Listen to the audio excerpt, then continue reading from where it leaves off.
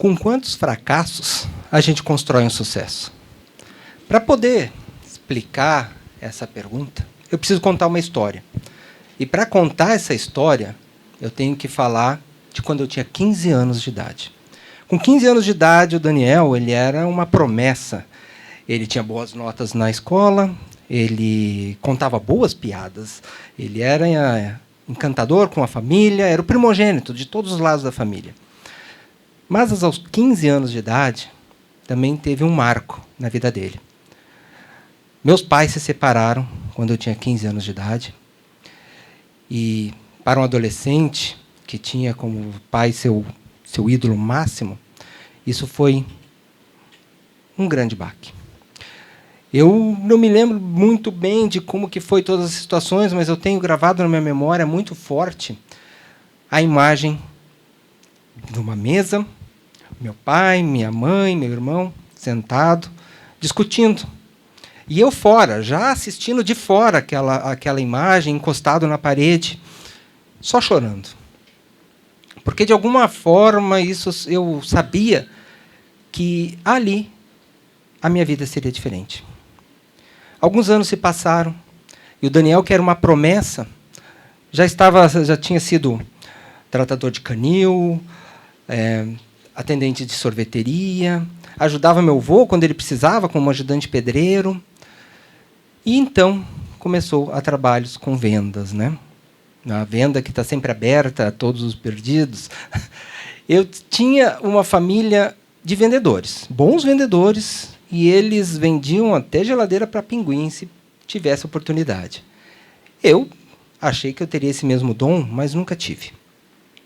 Eu tinha um trato social muito elevado, eu conseguia conversar com as pessoas, eu conseguia sentar com qualquer um, conversar, independente do nível social ou cultural da pessoa que você conversar, mas eu não conseguia fazer o principal da venda, que era o sim, que era tirar o dinheiro da pessoa, né? E isso me levou a um looping de fracassos, onde eu começava uma empresa, começava um trabalho, eu era aquele cara que vai se destacar, vai se destacar. E os meses iam passando, eu não ia atingindo as metas e a demissão acontecia. Ali já, depois de uns 4, 5 anos, o Daniel, que era uma promessa, ele passou a ser uma preocupação. Eu era uma preocupação para minha mãe, eu era uma preocupação para os meus parentes. O que será da vida desse guri, se ele não consegue parar em lugar nenhum? Mas eu também não conseguia parar em lugar nenhum, porque eu não tinha um propósito, eu não tinha o que eu queria fazer. Sabe aquela pergunta de o que você vai fazer quando você crescer? Eu não tinha uma resposta para isso. Aos 25 anos, já girando fracassos e atrás de fracassos, eu resolvi mudar drasticamente. Resolvi me mudar para São Paulo, capital, e fui motivado pelo mais nobre dos sentimentos que um ser humano pode ter, que é o amor. Eu ia para São Paulo para estar junto da Ellen, minha esposa, desde aquela época, me acompanha, está aí, estamos construindo essa história ainda. Então, o amor me levou a ir para São Paulo, mas também um pouco de medo, porque eu já não sabia mais se eu realmente ia conseguir alguma coisa. Eu, em São Paulo, uma vida nova, iniciando uma nova vida, uma nova família, eu estive nas vendas, né? Eu acabei conseguindo, com a minha experiência e com o meu trato social, trabalhei como vendedor de consórcio, vendedor de capitalização, andava a São Miguel inteiro a pé, batendo nas portas, tentando fazer negócios e não conseguia. Isso resultou em um novo looping, né? Mais fracassos, mais demissões. Em um ano, nós estávamos de volta a Porto Alegre, minha cidade natal. Em Porto Alegre, eu voltei, não mais como aquele adolescente problema, mas eu já era um homem construindo uma família já, com meus 25 anos, mas o fracasso acompanhava. Foi difícil o nosso início em Porto Alegre, muito difícil. Teve momentos em que eu trabalhava, eu tinha uma ajuda de custo de R$50 e Se eu vendesse alguma coisa na semana, eu tinha esse bônus. Então, durante muito tempo, eu trabalhava por R$ 50 por semana.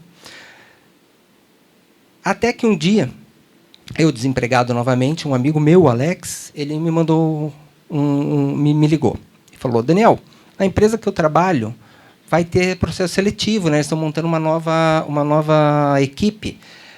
É um call center e pode ser que tu entre, eu te indico. Eu mandei meu currículo, claro, fui para a seletiva, eram 50 pessoas concorrendo, e aconteceu o óbvio, né? Eu passava nas entrevistas, era tranquilo. Quando ficou os 15 que iam ser contratados, a gente foi até o andar mais alto daquele prédio. Era um prédio muito bonito, os vidros eram todos, dava para a gente enxergar, era tudo envidraçado. Era perto do centro de Porto Alegre, e perto do centro de Porto Alegre a gente consegue enxergar o Guaíba. E eu estava ali, olhando o Guaíba, e totalmente nervoso, ansioso, não sabia exatamente o que precisava fazer. Olhava para os 15 ao meu redor, e todos também nervosos, ansiosos, apreensivos. Era tudo jovem. Até que, naquela sala, entra um funcionário da empresa. Ele entra já com uma energia diferente. Ele entra, ele dá bom dia para todos, boa tarde, ele conversa, ele traz, ele encanta, ele nos acolhe. Nos acolhe. E em algum momento ali, o meu cérebro disparou uma quantidade absurda de dopamina, e a dopamina não serve só para o prazer, ele também serve para a vontade de fazer, e ali eu tive meu insight. Ali eu falei, é isso que eu quero fazer da minha vida. Eu não sabia bem nada do que ele queria fazer. Eu cheguei em casa, me lembro naquele dia, falei com a Ellen assim, eu sei o que eu quero fazer aquilo. Assim, e a Ellen, com o mesmo dom que ela tem de fazer as melhores perguntas, né, ela perguntou, mas o que ele faz? Eu não sabia o que ele fazia, eu sabia que eu queria fazer aquilo. Né? Veio a contratação e os dias foram passando, até que um dia eu encontrei esse meu amigo, o Alex, na entrada da empresa. Eu falei, Alex, vem cá. Cara, no dia lá chegou um senhor assim, assado, fez isso, assim, quem é ele? O que ele faz aqui? E aí eu tive a minha primeira surpresa. Né? Ele falou, ele é o Clóvis, é o meu pai. Eu falei, o quê, cara? Não acredito, teu pai. E o que ele faz aqui na empresa? E ele falou, ele faz departamento pessoal. Senhor, aquilo foi quase mágico, né? Porque departamento pessoal é DP, eu sou Daniel Pinho, tinha que dar certo. Eu tinha que ser o cara do DP, eu sou o DP, eu sou o Daniel Pinho. Mas eu estava contratado como vendedor de telemarketing. Então eu fui fazer o meu trabalho e aconteceu a mesma coisa.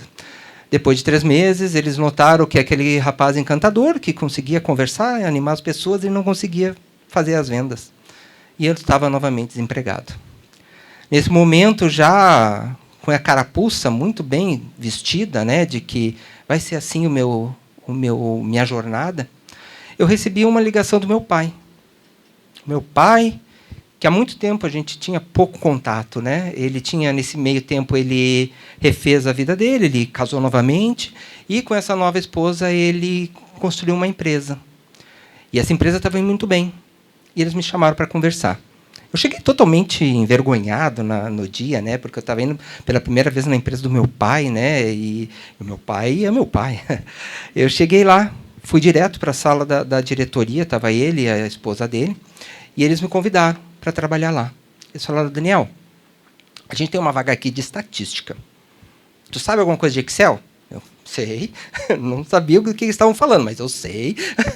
Aí eles assim, tudo bem, tu vai vir, porque assim, a gente quer tanto que tu trabalhe com a gente, como também aproxime-se esse laço com o teu pai.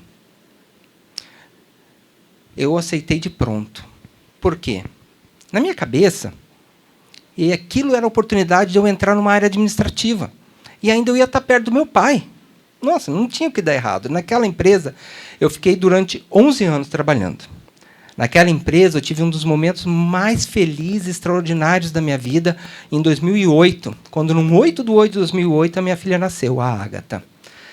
Então, o Daniel, que foi uma promessa, foi uma preocupação, naquele momento eu era um pai. Um pai como todos tantos que existem no planeta, que faz de tudo pelo seu filho. Né? Eu sabia que eu não precisava mais ter propósito. Meu propósito era trabalhar e dar tudo que a Ágata tem direito de ter nesse planeta, que é nada mais do que tudo. Foram 11 anos nessa empresa onde eu consegui entrar como estagiário, não, como estatística. Da estatística, eu trabalhei como faturamento. Do faturamento, eu finalmente cheguei no DP, e eu era o DP, o Daniel Pinho do DP. E depois eu assumi um cargo um pouco maior, o cargo de gerente administrativo. Quando eu estava com gerente administrativo, já com 11 anos de empresa, numa sexta-feira qualquer, sem anúncio nenhum, não estava chovendo, não tinha trovoado, meu carro não tinha estragado, no final do expediente, eu estava pronto para ir embora, eu juntei as minhas coisas, a esposa do meu pai, diretora da empresa, ela entra na porta da minha sala, eu já tinha uma sala, e falou assim: oi, Daniel. Eu falei assim: oi, tudo bem? E ela: não está bem. Eu pensei que era alguma coisa da família, afinal, a gente tinha um círculo familiar ali dentro da empresa, né? Eu falei: o que aconteceu? Ela falou: hoje nós vamos lhe desligar. Eu não sei explicar ainda muito bem como é que é a sensação, porque ainda mexe comigo isso. Como que você consegue se desligar da empresa do seu próprio pai? Como que aconteceu para que isso acontecesse? Tem muitas histórias, isso daria um outro TED, mas, naquele momento, eu não dei voz ao meu impostor. Naquele momento, o meu impostor tinha um megafone gritando no meu ouvido, e ele gritava muito fortemente: fracasso, fracasso, fracasso e fracasso. Aos 38 anos, eu estava de volta àquele looping de fracassos. E agora mais. Eu tinha quebrado uma essência minha. Como que, se a empresa do meu pai não me quer, como que eu espero que o mercado de trabalho vai me querer? Era quase que algo taxativo. Era fracassado. Isso é um fracasso. Naquele momento, eu totalmente envergonhado de toda a minha vida, porque eu tinha conseguido algumas coisas lá. Mas será que aquelas coisas eu consegui porque era competente, ou será que era por causa do meu sobrenome? O sobrenome me deu tudo lá? Os cargos, as promoções, os sucessos, a premiação? Será que era eu? Ou será que era o meu sobrenome? Será que eu ganhei? Ou será que me foi presenteado? A minha esposa, a família dela é daqui de Rio Preto, na verdade, Nova Aliança. E a gente veio para Rio Preto. Eu aceitei prontamente, porque eu queria fugir de tudo aquilo. Eu não queria nunca mais enxergar alguém que soubesse o que tinha acontecido, ou saber se você não está trabalhando mais com teu pai? Não tem como explicar isso, né? E viemos para Rio Preto, um lugar onde eu não conhecia ninguém, eu não sabia onde entregar currículo, eu não sabia de nada, mas eu sabia de uma coisa só: o fracasso ia me acompanhar. Mas eu era bom em conversar com pessoas. Então, eu cheguei juntamente, em 2016, juntamente com o Uber em Rio Preto. E aí eu me cadastrei e comecei a atuar como Uber. Nesse Uber, sim, falando com pessoas, eu consegui uma primeira oportunidade para trabalhar aqui e fui conseguindo passar de empregos. Em 2022, eu vi um anúncio no jornal, eu estava desempregado de novo, né? Afinal, o que eu faria diferente? Eu estaria desempregado. Eu vi um anúncio no jornal. O anúncio era para um assistente de departamento pessoal, mais RH. Eu falei: o quê? Eu tinha me formado em RH fazia questão de um ano e meio. Eu falei: eu acho que essa vaga é para mim. Era uma notinha muito pequena. Eu fui para essa empresa, fiz o processo seletivo, passei, e comecei a atuar com RH, um pouco de DP. E, nesse meio tempo, desde que eu cheguei ali, eu sabia que todas as coisas que eu tinha aprendido antes estavam me ajudando a me situar naquele lugar. Em 2023, a empresa assumiu uma outra unidade. E essa unidade tinha 88 pessoas que já eram funcionários e estavam totalmente apreensivos, não sabiam o que ia ser da vida deles, se teriam ou não emprego no outro dia. Foi-me dada, então, a incumbência de montar uma integração para essas pessoas. Eu fiz a integração, fui até a unidade. Lá na unidade, eram 88 pessoas, a gente separou em pequenos grupos, e eu fiz durante um dia inteiro esse processo. Foram mais ou menos umas 10 a 12 entrevistas, explicações, né? Onde eu expliquei para eles como é que seria, o que aconteceria, como é que seria o próximo passo.